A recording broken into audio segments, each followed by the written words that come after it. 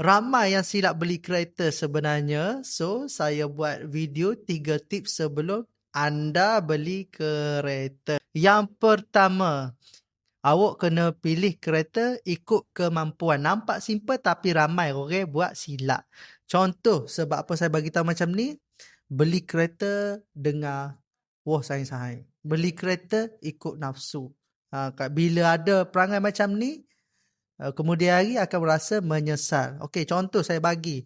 Gaji awak basic 1,700 bersih 1,500. Okey, kereta yang sesuai dengan gaji anda, Azia ataupun Beza. Yes, kadang-kadang boleh pergi lebih daripada tu tapi membebankan awak lah depan hari. Yang kedua, pastikan ansuran bulanan selesa dengan gaji anda. Macam tadi saya mention Azia ataupun Beza.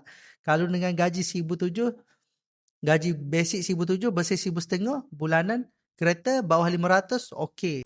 Yang ketiga, sebelum awak beli kereta, semasa awak beli kereta, kena make sure promosi terkini. Contoh, rebate. Rebate dia setiap bulan berbeza-beza. Kena selalu follow up lah.